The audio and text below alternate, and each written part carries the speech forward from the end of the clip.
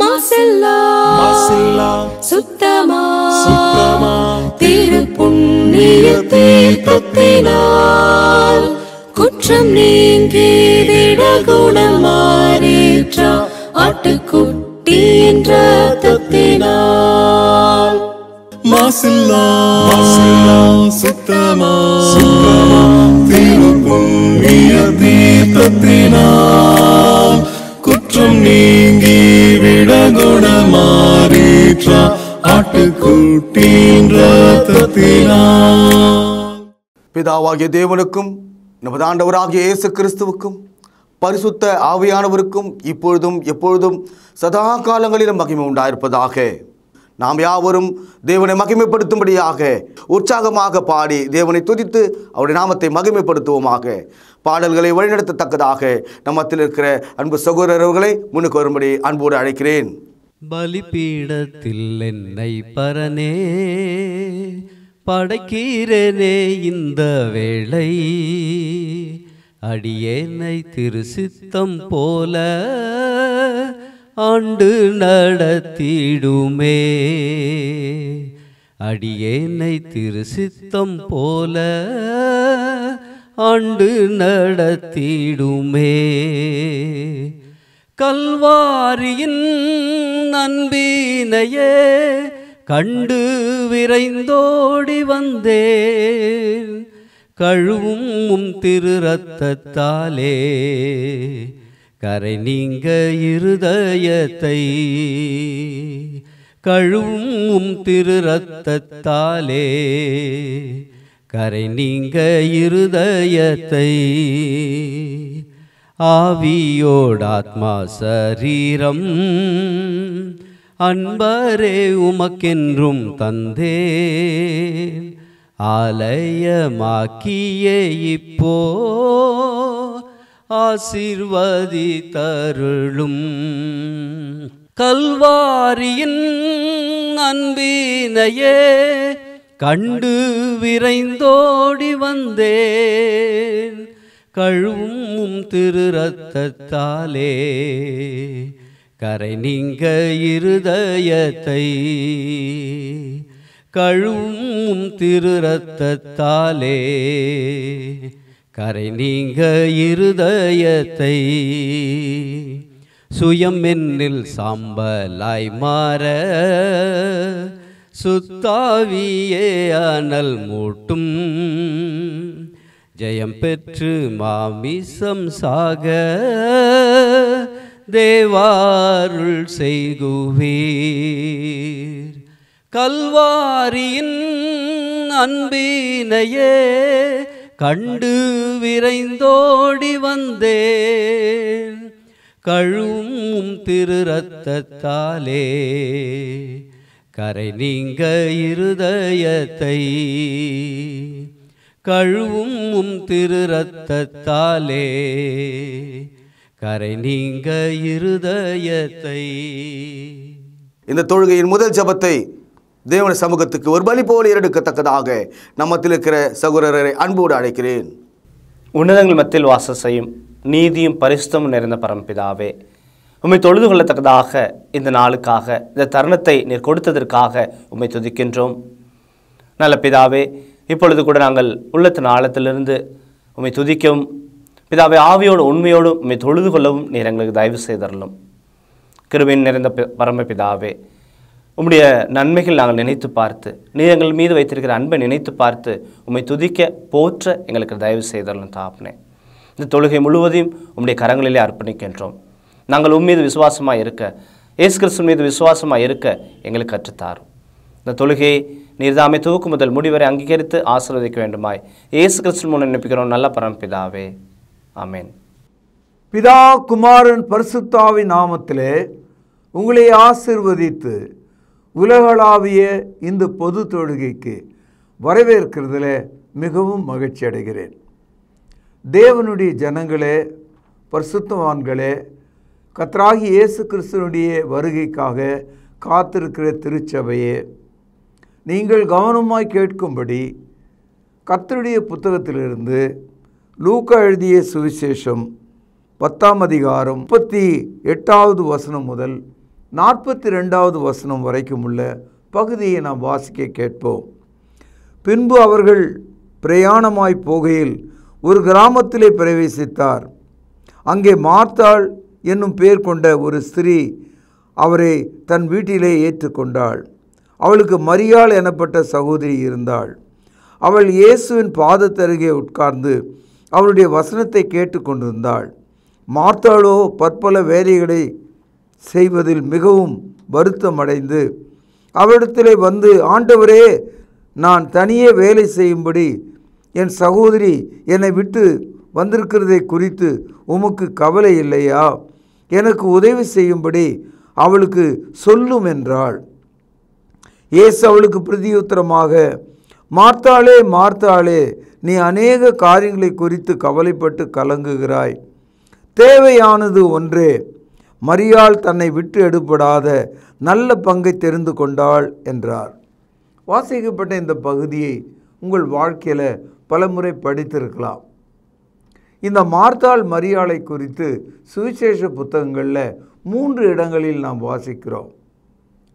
முதலாவது இங்கே லூக்கா 10ஆம் அதிகாரம் 38 முதல் 42 நாம் படித்தோம். அடுத்ததாக யோவான் எழுதிய சுவிசேஷம் 11ஆம் அதிகாரம் முழுவதும் நீங்கள் படித்தால் மார்த்தாள் மரியாளினுடைய சகோதரன் லாசருவை இயேசு அவன் இறந்து 4ஆம் நாளிலே உயிரோடு எழுப்பினதை குறித்து நாம் படிக்கிறோம்.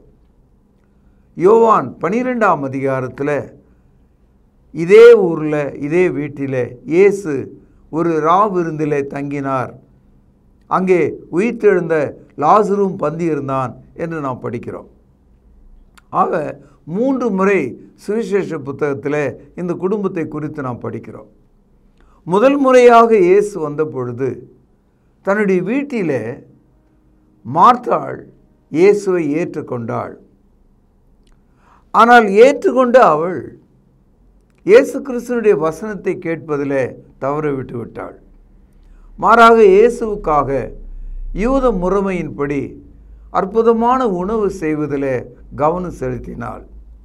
அவளால் முடியவில்லை.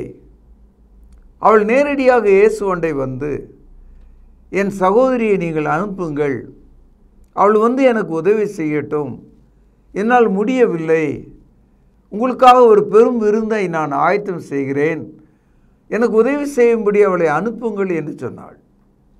சகோதரர்களே, கிறிஸ்தவத்தில் 2 பிரிவு இருக்குது. ஒன்று மார்க்கம், இன்னொன்று மதம். இந்த 2ஐயும் நம்ம புரிஞ்சுக்கணும்னா, மார்த்தாள் ஏறக்குறைய மதத்தை சார்ந்தவள், மரியாள் மார்க்கத்தை சார்ந்தவள்.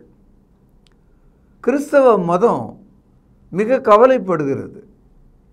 பற்பல வேலைகளை குறித்து கவலைப்படுகிறது, பண்டிகைகளை குறித்து கவலைப்படுகிறது, விழாக்களை குறித்து கவலைப்படுகிறது, திருச்சபை நடத்துவதை பற்றியே கவனமாக இருக்கிறது. பலவிதமான உலக விஷயங்களில் அது கவலைப்படுகிறதாக இருக்கிறது. ஆனால் அவளுடைய சகோதரியாகிய மரியாள் ஒரு நல்ல மார்க்கத்தை அவள் இருதயத்தில் அமைத்து கொண்டாள். அவள் இயேசுவின் பாதத்தண்டை அமர்ந்து அவருடைய வார்த்தைகளை கேட்கிறவளாக இருந்தாள். மரியாள் எதை கேட்டாளோ இயேசு அதை நல்ல பங்கு என்று சொல்கிறார். மார்த்தாள் எதை கேட்கவில்லையோ அதை இயேசு, நீ கவலைப்படுகிறாய், பற்பல காரியங்களை குறித்து வருத்தம் அடைகிறாய், தேவையானது ஒன்றுதான் என்று சொன்னார். என் அன்பு சகோதரர்களே, வெளிப்படுத்தல் 3ஆம் அதிகாரம் 20வது வசனத்தில் படிக்கிறோம்.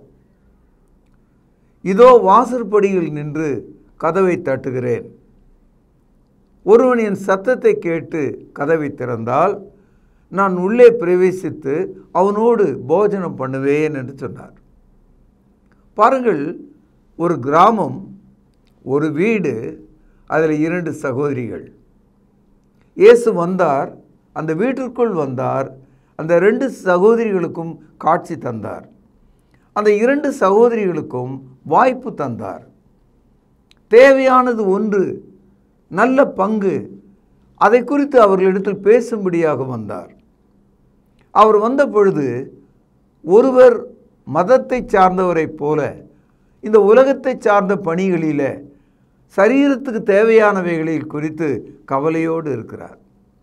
மற்றவரோ மார்க்கத்தை சார்ந்தவராக, சத்தியத்தை தேடுகிறவராக, ரட்சிப்பை வேண்டுகிறவராக, பாவமன்னிப்பை தேடுகிறவராக, நல்ல பங்கை தெரிந்து கொள்ளும் மரியாளாக இருக்கிறார்.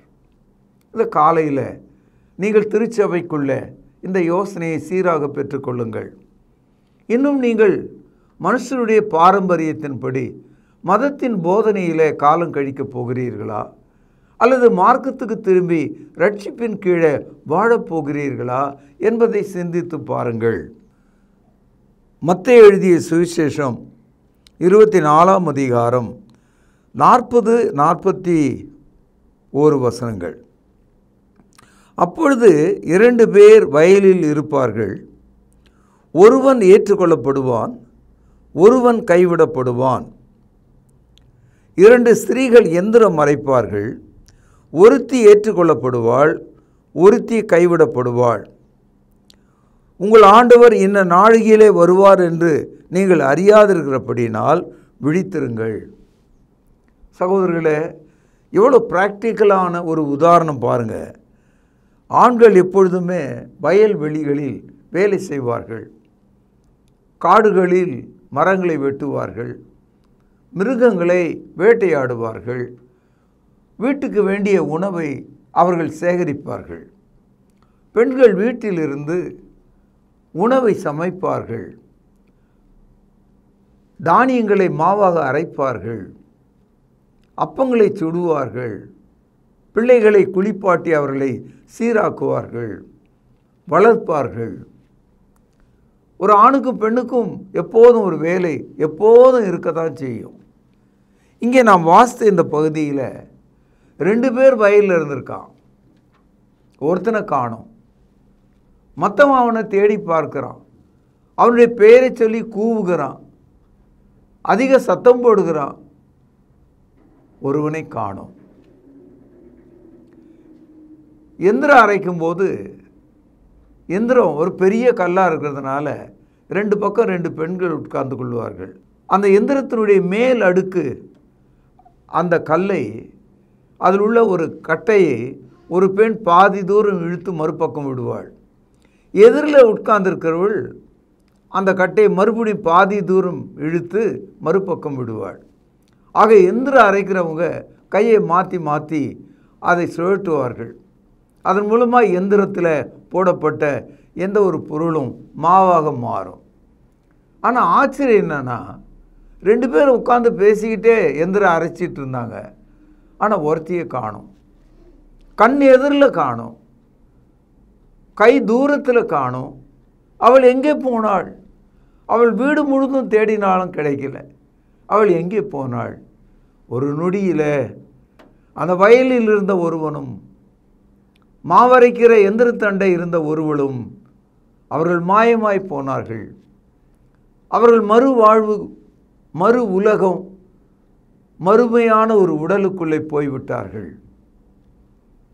கர்த்தர் அவர்களை எடுத்துக்கொண்டார். இயேசு கிறிஸ்துவினுடைய வருகை நாளில் இப்படியே நடக்கும். இதை குறித்து நீங்கள் சிந்திக்க வேண்டும். மார்த்தாள் மரியாள் வீட்டுக்கு இயேசு வந்தார். அவர்களிடத்தில் நல்ல பங்கை சொல்லும்படியாக வந்தார், நல்ல ஈவுகளை குறித்து பேசும்படியாக வந்தார். ஒருத்தி மரியாள் அவருடைய பாதத்திலே உட்கார்ந்து, ஐயா நீங்கள் சொல்லுங்கள், போதகரே நீங்கள் பேசுங்கள் என்று அவள் கேட்டுக்கொண்டிருந்தாள். ஒரு கால் உங்களுக்கு ஆச்சரியமாக இருக்கும், இயேசு என்ன சொல்லி இருப்பார்?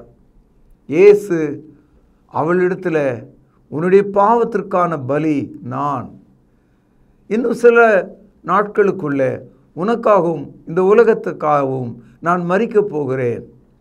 நான் மரித்து அடக்கம் பண்ணப்பட்டு வேத வாக்கின்படி மரித்தெழுந்து எழுந்திருக்கும் நாளில் உன்னை நான் அழைத்து கொள்வேன். நீ பரலோகத்துக்கு வர முடியும். இன்று நீ என்னோடு கூட பரதீசில் இருப்பாய் என்று இயேசு கிறிஸ்துனுடைய வலது புறத்தில் உள்ள கள்ளனுக்கு சொன்னது போல ஒரு சத்தியத்தை சொல்லியிருக்கிறார்.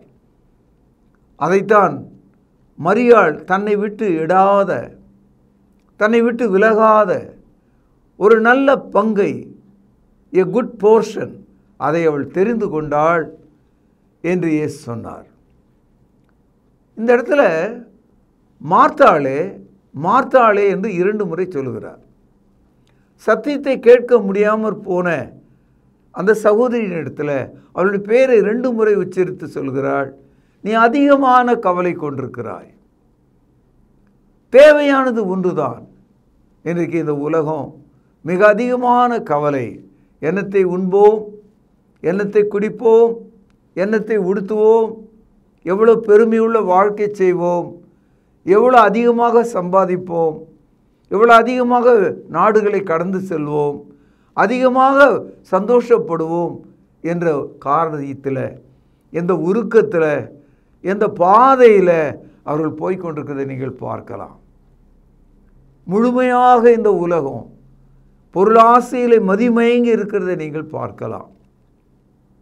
அவர்களிடத்தில் தேவ பக்தியின் அன்பு இல்லை, கீழ்ப்படிதல் இல்லை, சத்தியத்தை கேட்கும் காதுகள் அவர்களுக்கு இல்லாமல் போய்விட்டது. மார்த்தாள் கலங்கி நிற்கிறாள், உணவை குறித்து கவலைப்படுகிறாள். அவளுடைய கவனம் எல்லாம் சரீர பிரகாரமாக இருக்கிறது. சொல்லப்போனால் மார்த்தா ரெப்ரசன்ட்ஸ் ஃபிசிக்கல் பர்சன். மார்த்தாள் ஒரு சரீரத்தன்மையை காண்பிக்கிறவளாக இருக்கிறாள். மரியாள் ஆவித்தன்மையை, she shows a spiritual character, ஆவித்தன்மையை காண்பிக்கிறவராக இருக்கிறார். காலையில் உங்கள் கவனம் மரியாளைப் போல இருக்க வேண்டும் என்பதாகும். மரியாளைப் போல நீங்கள் தேவ வசனத்தை கேட்கிறவர்களாக இருக்க வேண்டும். என் அன்பு சகோதரர்களே, இதை கேட்ட மரியாள் தன் சகோதரனிடத்தில் ஒரு நாள் சொன்னாள், அந்த இயேசு இங்கே வருவாரானால் நம்முடைய சகோதரனை சாகாமல் இருக்கும்படி அவனை செத்த பிறகும் எழுப்ப அவருக்கு வல்லமை உண்டு என்று சொல்லியிருப்பாள். அதனால்தான் மார்த்தாள் மரியாள் இயேசுக்கு அந்த தகவலை என் சகோதரன் மரித்து விட்டான் என்று சொல்லி அனுப்பினார்கள். இந்த கருத்தெல்லாம் யோவான் 11ஆம் அதிகாரத்தில் நாம் படிக்கிறோம். இயேசு வந்தார் அந்த வீட்டண்ட. மார்த்தாளும் மரியாளும் ஓடி வந்தார்கள். இயேசு அவளை பார்த்து அவனை எங்கே அடக்கம் செய்தீர்கள் என்று கேட்டார். அவர்கள் அழுது கொண்டே அவர் பின்னாலே அடக்கம் செய்த இடத்துக்கு வந்தார்கள். அவர் அந்த கல்லறை அண்டை வந்தபோது, லாசருவே வெளியே வா என்று சொன்னபோது, அவன் பிரேத சீலையோடு அவன் கல்லறையிலிருந்து வெளியே எழுந்து வந்தான். இவையெல்லாம் நடப்பதற்கு ஒரு காரணம் மரியாள் கேட்ட ஜீவனுள்ள வார்த்தை, விசுவாசத்தின் வார்த்தை, இயேசுனுடைய வல்லமையை உணரக்கூடிய வார்த்தை. அது மாத்திரமல்ல, யோவான் 12ஆம் அதிகாரத்தில் மீண்டும் இயேசு கிறிஸ்து அந்த பெத்தானியா என்ற அந்த கிராமத்துக்கு, அந்த மார்த்தாள் மரியாள் லாசரு இருக்கிற அந்த கிராமத்துக்கு அவர் மீண்டும் வந்தார். இது யோவான் எழுதிய சுவிசேஷம் 12ஆம் அதிகாரத்தில் நாம் படிக்கிறோம். பஸ்கா பண்டிகை வர 6 நாளைக்கு முன்பே இயேசு தாம் மரணத்தினின்று எழுப்பின லாசரு இருந்த கவனிங்கள் பெத்தானியாவுக்கு வந்தார். அங்கே அவருக்கு ராவிருந்து பண்ணினார்கள். மார்த்தாள் பணிவிடை செய்தாள். லாசரும் அவரோடு கூட பந்தியிருந்தவர்களில் ஒருவனாயிருந்தான். அப்பொழுது மரியாள் விலையேறப்பெற்ற களங்கமில்லாத நலதம் என்னும் தைலத்தில் ஒரு ராத்தல் கொண்டு வந்து அதை இயேசுவின் பாதங்களில் பூசி தன் தலைமயிரால் அவருடைய பாதங்களை துடைத்தாள். அந்த வீடு முழுவதும் பரிமளத்தினால் நிறைந்திருந்தது. சகோதரி, இந்த செய்தியை நாம் பார்க்கும்போது தொடர்ந்து மார்த்தாள் ஒரு பணிவிடை செய்கிற, உணவை பற்றி அக்கறை கொண்டிருக்கிற, விருந்தோம்பலையே நேசிக்கிற, உலக விஷயமாகவே சிந்திக்கிற ஒரு பெண்ணாக இருக்கிறார். ஆனால் மரியாள் இயேசுனுடைய மரணம் அடுத்த சில நாளில் இருக்கிறது என்று அறிந்து அவள் அதுவரை சேமித்து வைத்திருந்த விலையேற பெற்ற நலதம் என்ற தைலத்தை கொண்டு வந்து அவர் தலையின் மீது அதை ஊற்றி தன் தலை மயிரால் அவருடைய பாதங்கள் வரைக்கும் துடைத்தாள் என்று நாம் படிக்கிறோம். இந்த 3 இடங்களில் மரியாளினுடைய செயலை நீங்கள் கவனிக்கணும். அவர் பாதத்தண்டை நிற்கிறாள், அவருடைய பாதத்தண்டை உயிர்த்தெழுதலை கண்டடைகிறாள், அவருடைய பாதத்தண்டை இயேசுனுடைய மரணத்தை குறித்து அன்பு கூறக்கூடியவளாக இருந்தாள். இந்த காலையில் நீங்கள் ஒரு மரியாளைப் போல, நல்ல பங்கை தெரிந்து கொள்கிற மரியாளைப் போல, தேவைகளில் இயேசுவை அழைக்கிற மரியாளைப் போல, உங்களுடைய எல்லா பொருளும் கிறிஸ்துக்குரியது என்று நினைவூட்டப்படத்தக்கதாக அவருடைய பாதத்தண்டை நீங்கள் உட்காரும்படியாக, அந்த வீடு பரிமள தைலத்தினால் அந்த வாசனையினால் நிறைந்தது என்பது போல உங்கள் வீடு ரட்சிக்கப்பட்ட வீடாக, ஆசீர்வதிக்கப்பட்ட வீடாக, கர்த்தருடைய வீடாக, பரிசுத்த வீடாக இருக்கும்படி உங்கள் வாழ்க்கை அமைய நான் உங்களை வாழ்த்துகிறேன். வாசிக்கப்பட்ட இந்த நாளில் மார்த்தாள் மரியாளுக்கு இயேசு 3 வாய்ப்புகளை கொடுத்தார். 3 முறை அந்த வீட்டுக்குள்ளே அவர் வருகிறார். ஒவ்வொரு முறையும் மார்த்தாள் அவள் இந்த உலக காரியங்களில், விருந்தோம்பல்களில், கடமையாற்றுவதில், மாவு அரைப்பதில், உணவு சமைப்பதில், மெச்சிக்கொள்ளத்தக்கதாக விருந்தோம்பலை நிறைவேற்றக்கூடியவளாக அவள் ஒரு மதத்தை சார்ந்தவளைப் போல she followed the traditions of men. ஆனால் மரியாளோ இயேசுவின் அதிகாரத்தை உணர்ந்து, அவர் அருளும் ஈவை அறிந்து, அந்த ஈவு இயேசுவின் மரணத்தால் உண்டாகிறது என்பதை விசுவாசிக்கிற ஒரு மகளாக இருந்தாள். she represents a spiritual side of the kingdom. அதனால்தான் யோவான் சுவிசேஷம் 1 அதிகாரம் 12வது வசனத்தில் படிக்கிறோம், அவருடைய நாமத்தினாலே அவரை ஏற்றுக்கொண்டவர்கள் எத்தனை பேர்களோ அத்தனை பேர்களும் தேவனுடைய பிள்ளைகளாக இருக்கும்படி அவர்களுக்கு அதிகாரம் கொடுத்தார். மரியாள் தன்னை விட்டு நீங்காத அதிகாரத்தை உடையவளாக இருக்கிறாள். நீங்கள் விசுவாசத்தினாலே அப்படிப்பட்ட ஒரு அதிகாரத்தை உடைய மக்களாக, நீங்காத ரட்சிப்பை உடையவர்களாக உங்கள் வாழ்க்கை மலரவும் செழிக்கவும் உங்களை ஆசீர்வதித்து இந்த நற்செய்தியை கர்த்தருடைய நாளாகி என்று நிறைவு செய்கிறேன். பிரார்த்தனை செய்வோம். ஜீவனுள்ள தகப்பனே, நீர் உமது குமாரனை மனுஷ சாயலாக பூமிக்கு அனுப்பினீரே. அவர் வந்தபோது பெத்தானியாவுக்கு நடந்து வந்து ஒரு வீட்டுக்குள் வந்து அந்த 2 சகோதரிகளை சந்தித்தாரே. 3 முறை அந்த சந்திப்பு நடந்திருக்கிறதே. கர்த்தாவே, ஒவ்வொரு சந்தர்ப்பத்தையும் ஆவியின் பக்கமாக செவிகளை கொடுத்து கீழ்ப்படிதலை காண்பித்த மரியாளை குறித்து நாங்கள் ஆச்சரியப்படுகிறோம். அவள் சேமித்த களங்கமில்லாத நலத தைலத்தை அவருடைய தலையிலே ஊற்றி அவர் கால்களை துடைத்த அந்த கீழ்ப்படிதலையும் அன்பையும் ஆண்டவரே நாங்கள் நேசிக்கிறோம். இந்த வசனத்தை கேட்ட ஒவ்வொரு மக்களும் ஒரு மரியாளைப் போல தன்னை விட்டு நீங்காத நன்மையை, ரட்சிப்பை, ஆனந்தத்தை, சுகத்தை பெற்றுக்கொள்ளும்படியாக நான் செபிக்கிறேன். அப்படி நீ செய்வதற்காக உமக்கு ஸ்தோத்திரம். ஆண்டவரும் கர்த்தரும் இரட்சகருமாக இருக்கிற இயேசுவின் நாமத்தில் ஜெபம் கேளும் ஜீவனுள்ள எங்கள் நல்ல பிதாவே, ஆமென். நம்முடைய கர்த்தராகிய இயேசு கிறிஸ்துவினுடைய கிருபையும் பிதாவின் அன்பும் ஆவியானவரின் ஆசீர்வாதமும் வழிநடத்துதலும் நம் அனைவரோடும் சதா காலங்களிலும் நிலைத்திருப்பதாக, ஆமென். கர்த்தருடைய பந்தியிலே பங்கு கொள்ளும்படி நம்மை நாமே ஆயத்தப்படுத்துவோம்.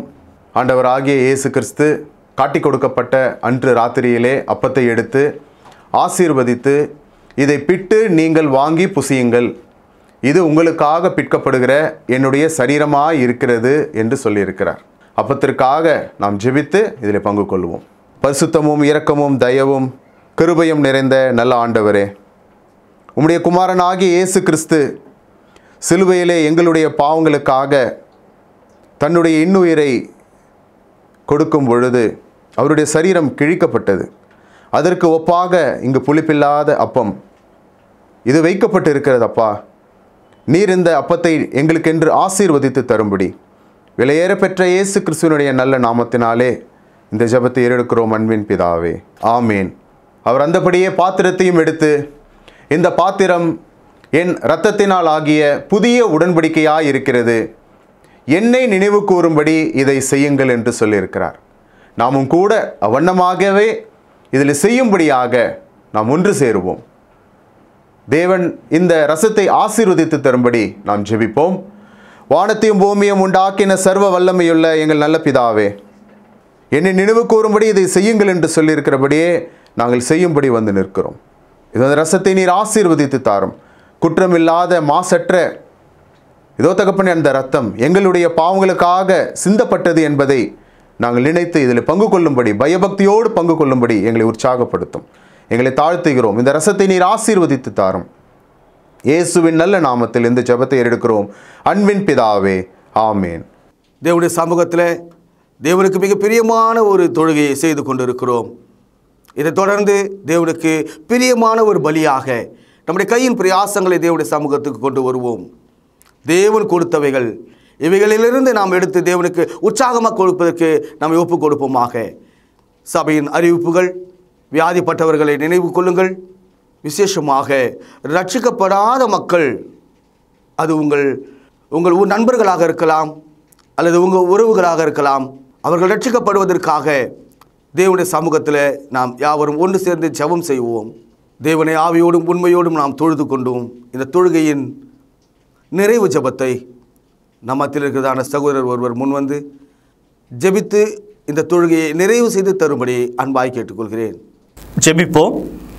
கிருபையும் அன்பும் இரக்கமும் நிறைந்த பரம்பிதாவே, உம்மை தொழுது கொள்வது எவ்வளவு பெரிதான ஸ்லாக்கியம். அந்த ஸ்லாக்கியத்தை நீர் இந்த நாளில் எங்களுக்கு தந்தீரே, அதற்காக நன்றி தகப்பனே. நாங்கள் ஜெபித்த ஜெபங்களை நீர் அங்கீகரிக்க வேண்டுமாய் ஜெபிக்கிறோம். கிருபையின் பிதாவே, நாங்கள் கேட்ட வார்த்தைகளுக்காக நன்றி. அவைகள் எங்களுடைய இருதயத்தில் வைத்து அதன்படி எங்களுடைய வாழ்க்கை மறுரூபமாக நீர் தயவு செய்தல் வேண்டுமாய் ஜெபிக்கிறோம். பிதாவே, நீர் எங்களுக்கு இந்த வாரத்தில் ஆசீர்வாதமாக கொடுத்த வருமானத்திலிருந்து உமக்கென்று கொடுக்க நீர் எங்களுக்கு பாராட்டின தயவுக்காக நன்றி. இப்படியாக நாங்கள் கிறிஸ்துவனுடைய மரணத்தை நினைவு கூற நீர் தயவு பாராட்டினீர். எங்களுக்காக கிறிஸ்து தன்னுடைய சரீரத்தை கிழித்து இரத்தத்தை சிந்தினார். அதை நாங்கள் புசிக்கவும் பானம் பண்ணவும் நீர் தயவு பாராட்டினீர். இப்படியாக தாப்பனே, நாங்கள் ஏறெடுத்த இந்த தொழுகையை நீர் தாமே அங்கீகரிக்க வேண்டுமாகவும் ஆசீர்வதிக்க வேண்டுமாக ஜெபிக்கிறோம். தாப்பனே, சுவீனமாக இருப்பவர்களுக்கு உம்முடைய சுகத்தையும் ஆரோக்கியத்தையும் கட்டளை விடமாக ஜெபிக்கிறோம். காத்துக்கொள்ளும் வழி நடத்தியறலும் இயேசு கிறிஸ்து மூலம் அனுப்புகிற நல்ல பரம்பிதாவே, ஆமென்.